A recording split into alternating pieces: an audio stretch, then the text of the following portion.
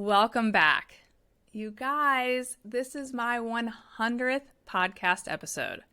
I can't even believe that we have put out an episode for 100 straight weeks. First of all, thank you for coming along for this ride and for listening. Beth, my friend who produces the podcast, and I recently attended a podcasting conference.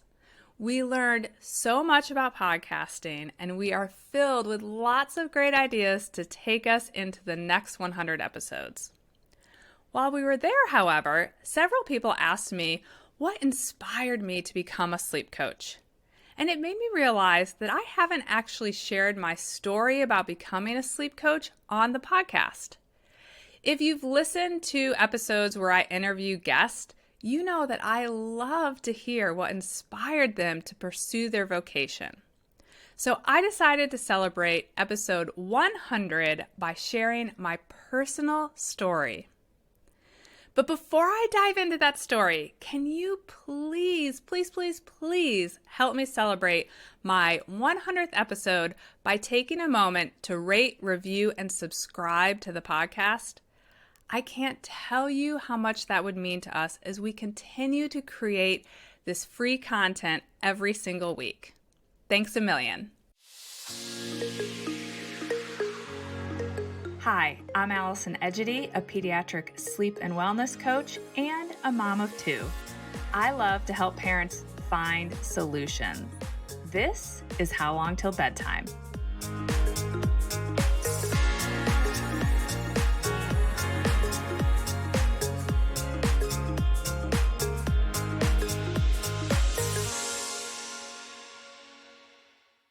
I like to say that becoming a sleep coach was professional Allison version 3.0. Out of college, I was an investment banker in Chicago for 7 years.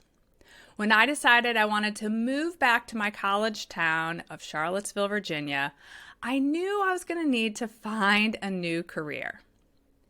In Chicago, I had volunteered for a children's hospital, and I had really enjoyed raising money for them.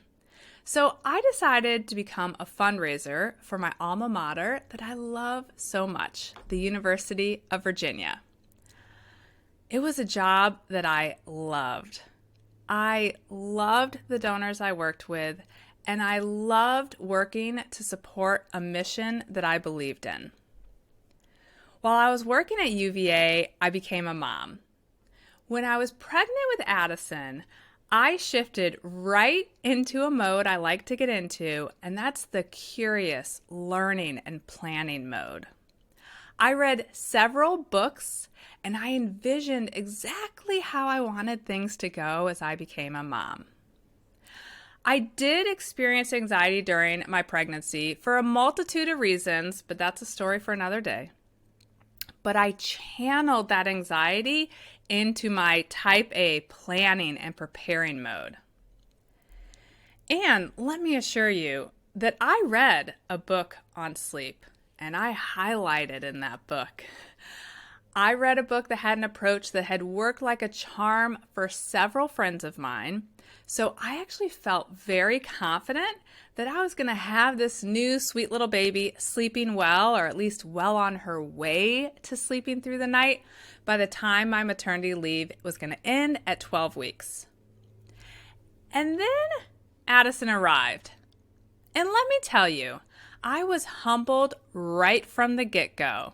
I probably don't need to tell you that. I think everyone is humbled as they become parents. But it all started with my labor and delivery experience. That's when I learned that I can have the best laid plans, but despite all of my planning and my best efforts, things may not go according to plan. I had planned to get an epidural, and while I did technically get one, for some reason it didn't work correctly, and I had excruciating back labor the entire time. I ultimately had to push for 5.5 hours, which was absolute insanity. After I delivered Addison, I hemorrhaged really badly and I lost a lot of blood. When I came home a couple days later, I was still really weak and exhausted, and pretty quickly realized that breastfeeding also wasn't going to go according to plan. That was most likely because of all the blood I had lost. I won't go into that story because I talk about it in another episode and my whole postpartum journey, but ultimately we ended up having to formula feed. Here I was, just a couple weeks in, and I was quickly learning that there was so much in this whole parenting thing that was going to be out of my control. But man, my physical and mental struggles weren't over. Initially, Addison was sleeping kind of according to the book. But after a handful of weeks, things started to slide backwards. She absolutely hated being laid down flat to sleep.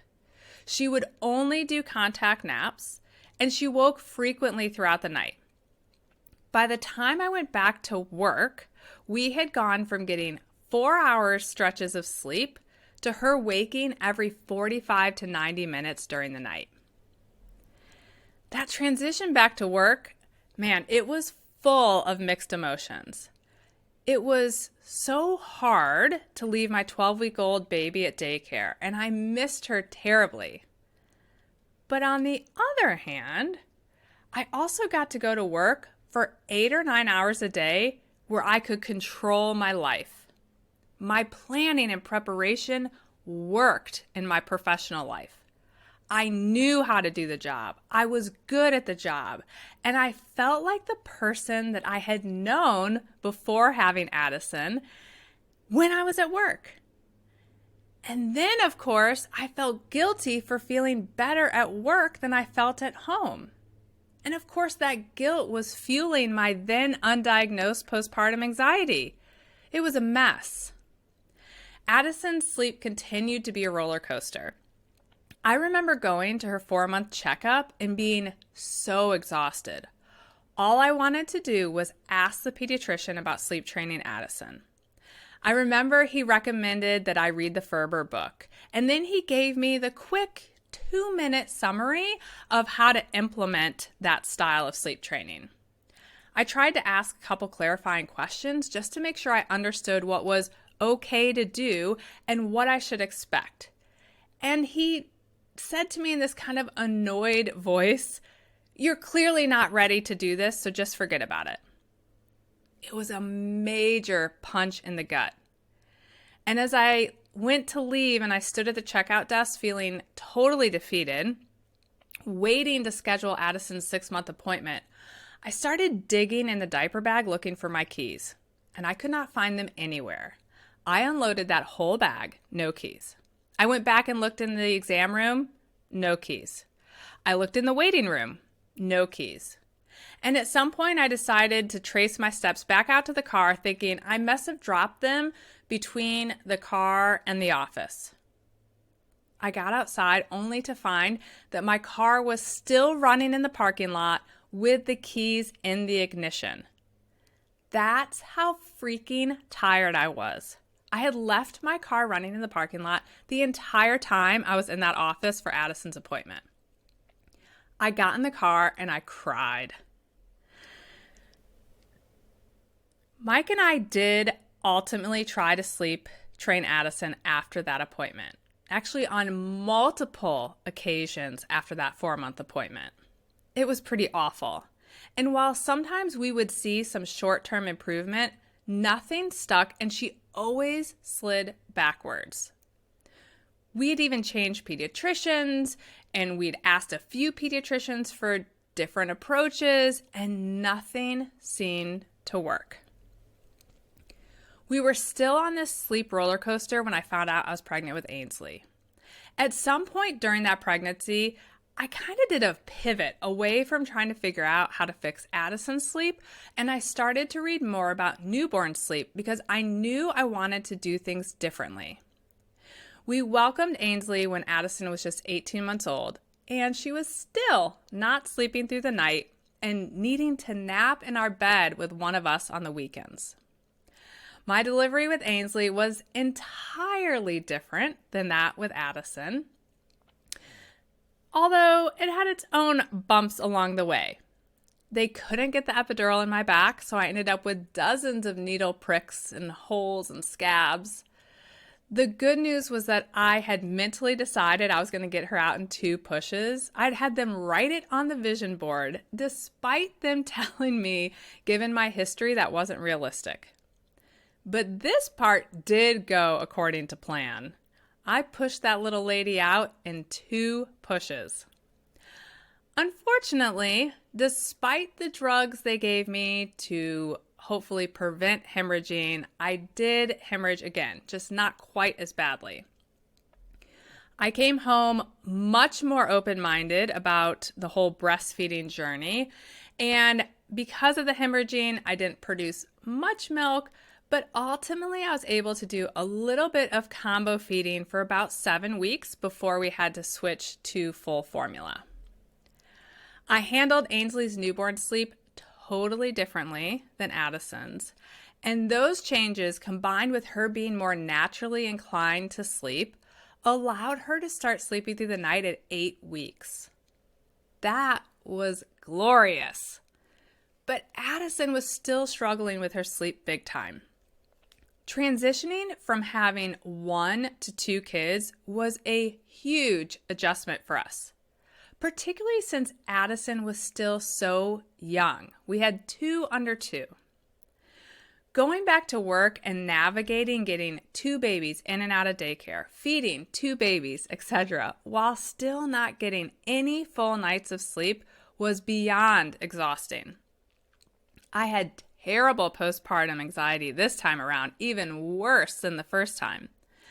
I often felt super nervous driving the 2-lane road into town from our house to get to daycare because I would have these visions or kind of flash thoughts of crashing my car into a tree along that narrow road. It's not that I felt like I was trying to do it. I just had visions that it would happen. I can't even explain it, but if you have experienced that postpartum, you know what I'm talking about. I also had multiple occasions where I would be sitting in my office and I would suddenly get overcome with this panicked feeling that I couldn't remember if I had dropped the girls off at daycare. And I'd race out to my car to confirm they weren't still sitting in the car. Because you know those headlines we read where people leave their kids in the car and it gets hot and the kids die? I would have these panicked moments of thinking that that's what I had done. I never found them in the car, but that's how tired I was. Some things were just running on autopilot without me even registering what I was doing. And that's scary. That's a scary feeling. That whole feeling just added to my anxiety that I might one day accidentally drive to work on autopilot instead of daycare. So it was kind of fueling itself.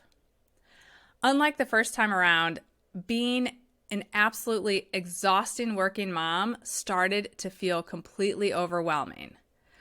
I started to feel like I wasn't my best at work, that I wasn't feeling like myself there either. And of course, I didn't feel like I was my best at home with my girls. I was struggling big time.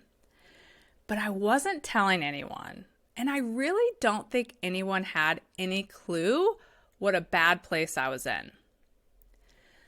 That first Christmas with 2 babies under 2 was my breaking point. We traveled back to the Midwest to be with our families, and that just further threw off Addison's sleep. Now we were in different homes, sharing a room, navigating the expectation of all of our family members. And I just remember constantly feeling like I was on the verge of tears. All I wanted to do was get back on that airplane and go home. I remember we had put both Addison and Ainsley to bed before my family sat down for Christmas dinner. And then right at the end of dinner, we hear Addison screaming. She'd woken back up and she was in that pack and play, crying and crying. Mike jumped up to run upstairs to try to soothe her, and I must have looked crushed because I remember my dad telling me that they were really worried about me, that I really didn't seem like myself. And I remember sharing how tired I was and that I knew I wasn't right. I said I had recently been thinking about this woman where I had read a headline news story on her. She had driven her car into the ocean with her 3 kids in the back seat. And I shared that when I read that story, all I could think was that she must have been so tired that she didn't know what she was doing. I found myself feeling a lot of sympathy for this woman who had done something awful, not because I was thinking about driving my car into the lake or into the tree, but because I sympathized with that feeling of being completely out of control. My parents and I had a long conversation that night, as you can imagine, about a lot of things. But one of those things was me taking my strength to figure out what type of help I needed and to get that help. When I came back from that holiday trip, I quickly decided to move forward with a sleep coach, despite me being skeptical that it would work. I was a great student, though. This is my jam, being a student. So despite my hesitations, I followed the sleep plan to a T. It wasn't easy, but 11 days later, Addison was happily sleeping through the night and taking an awesome nap in her crib. My nearly 2 years of sleep deprivation was over. And very quickly, I started to feel like myself again. It turns out sleep was the treatment that I needed to put an end to my postpartum anxiety. I started to enjoy work again. The mom guilt voice in my head started to get quieter. And I found my groove with having 2 fun little girls. But I couldn't stop thinking about the fact that I had asked multiple pediatricians for help.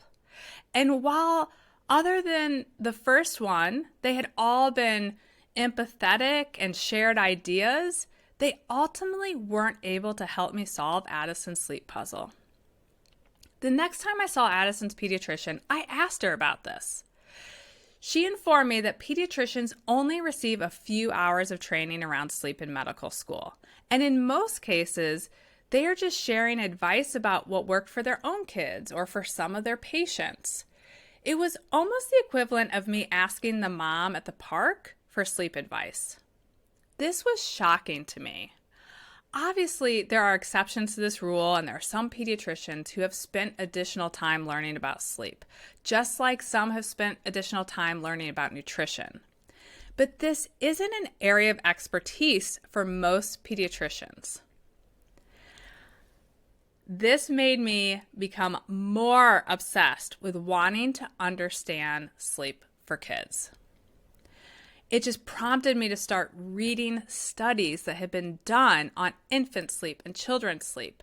And since I worked at a university, I actually had access to the studies, not just the mainstream news articles and headlines that most of us see. I was hooked. And because I was so interested in learning how to set my kids up for sleep success in the future, I decided to go ahead and get certified as a sleep coach, even though I wasn't sure what, if anything, I was going to do with it.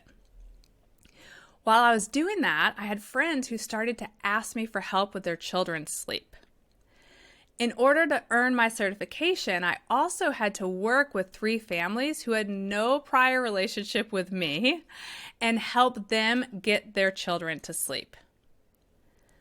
The joy that I got from helping these parents find that peace of mind around sleep that I also felt after finding that peace of mind around sleep was amazing. And I just ultimately couldn't shake the feeling that there were a lot of parents out there who needed more support and resources around sleep.